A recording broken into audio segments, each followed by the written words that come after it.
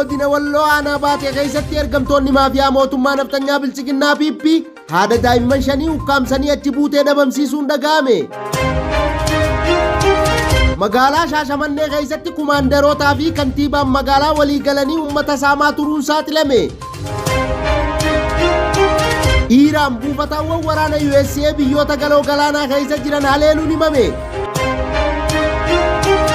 Waxabajjii 2026 ashama harka fuune hordoftoota miidiyaa walabummaa Oromiyaa kanneen hangafoota oduutii bal'ina oduutiif hangadhuma sagantaa keenyaatti naa waliin turaan afeerraa kooti.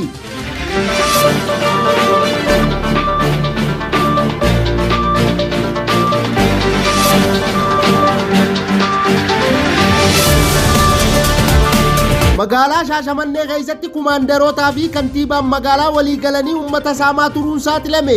Bal'ina oduutiif Jaal Magarsaan waan qindeeffate qaba. Godina Arsii Lixaa magaalaa Shaashamannee keessatti kaadiroonni murna maafiyaa mootummaa naftanyaa bilchiginnaa PP wal ijaaruun saamicha qindaa'aa raawwachaa jiraachuu jiraattonni miidiyaa walabummaa Oromiyaatti himan. Saamtonni garaa ofii guddifachuuf jecha jiraatan ergamtoonni murna maafiyaa mootummaa naftanyaa bilchiginnaa PP kallattii maraan akka hawaasa daraaniif bobbaafaman saamicha daangaa darbe raawwachaa turuu kan ifatti saaxilame ta'uu jiraattonni magaalichaa miidiyaa walabummaa Oromiyaa feeraniiru. Magaalaa Shaashamannee keessatti kaadiroota hedduu fi kantiibaan magaalaa maallaqa gurguddaa wajjin qabamuu fi boba'aa yeroo ammaa dhabamee hawaasni akka itti imalee lafa fagoo ga'uu dhabee rakkina keessummeessaa jirus hedduminaan kuusanii dhoksaan gurgurataa turuun isaanii saaxilameera. Maallaqni jabaan miliyoonotaan isaan dafqa haadha hiyyeessaa saalfata tokko malee saaman ifatti saaxilamuun komaandaroota maallaqni gurguddaan miliyoonotaan irratti argaman keessaa muraasni maqaan isaanii ifatti saaxilame komaandar Umar qarshii miliyoona 7, komaandar Warqinee qarshii miliyoona 5 fi 500,000, komaandar Fiqiruu miliyoona 3, inspektar Sheetuu miliyoona 8 kan saaman yoo ta'u kan isaan hojjechiisu ammoo kantiibaa magaalichaa nama maqaan isaa Adaanee Taaggalaa Gorgis jedhamu ta'uunis barameera. Boba'aa yeroo ammaatti dhabamee hawaasni akkaataa itti malu dhabee daballee gatii geejjibaan girraa dhamdhamaa jirutti isaan saamanii baran ammoo kuusaa bishaanii dallaa komaandar Umar keessatti galchuun achi keessaa halkan dhoksaadhaan konkolaachistoota barbaaddatanii gatii qaalessanii itti gurgurataa kan turan ta'us dabalataan gabaasni nu qaqqabe ni addeessa. Kaaba Oromiyaa godina Walloo aanaa baatee keessatti ergamtoonni maafiyaa mootummaa naftanyaa bilchiginnaa PP haadha daa'imman shanii ukkaamsanii achi buutee dhabamsiisuun dhaga'ame. Bal'ina oduutiif Jaal Duniyaan waan qindeeffatte qabdi. Kaaba Oromiyaa godina Walloo aanaa baatee magaalaa baatee keessatti haati ilmaan shanii lukkeelee maafiyaa mootummaa naftanyaa bilchiginnaa PPtiin badii tokko malee ukkaamsanii deemuu jiraattonni miidiyaa walabummaa Oromiyaatti himan. Murni maafiyaa mootummaa naftanyaa bilchiginnaa PP waxabajjii 2026 jiraattu magaalichaa kan taate nama maqaan ishee Aadde Amoo Huseen jedhamtu akkasumas daa'ima xiqqoo baatii 4 kan hin caalle faana ukkaamsanii deemuu jiraatan magaalichaa miidiyaa walabummaa Oromiyaa qunname ifoomseera.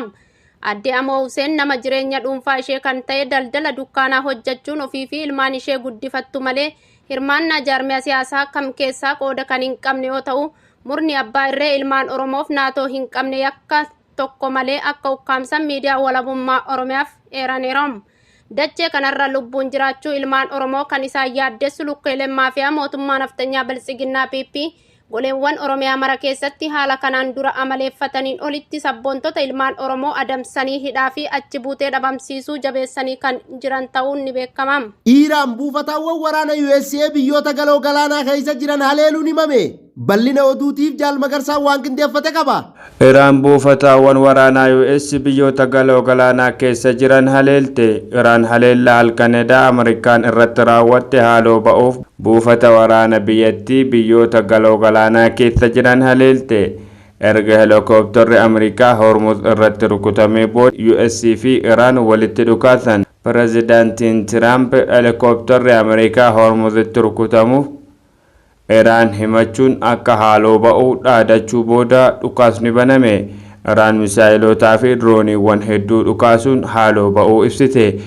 eegdonni warraaqsa Islaamaa Iraan, IRG, Bahrain, Jordaanii fi Kuwait dabalatee buufataalee humna waraanaa US 21 haleeluu ibse. Torbee kana Iraanii fi Israa'el wal haleelutti deebi'anii turanis haleellaa dhaabaniiru. Iraan garuu yoo Israa'el Libaanos haleeluu itti fufte haleellaatti akka deebitu akeekkachiiste. Israa'el haleellaa Libaanos itti fufuun lammiileen biyyattii magaalota gadhiisanii baqataa jiru. Trump Israa'el haleellaa kana akka dhaabdu michuusaa ministeera muummee Benjaamin Netanyahuun akeekkachiisee jira. Eegaa hordoftoota miidiyaa walabummaa Oromiyaa oduun ammaaf qabnu kanumaa oduu birootiin hanga walitti deebinuu nagaan nuuf tura. Horaa bulaa deebana.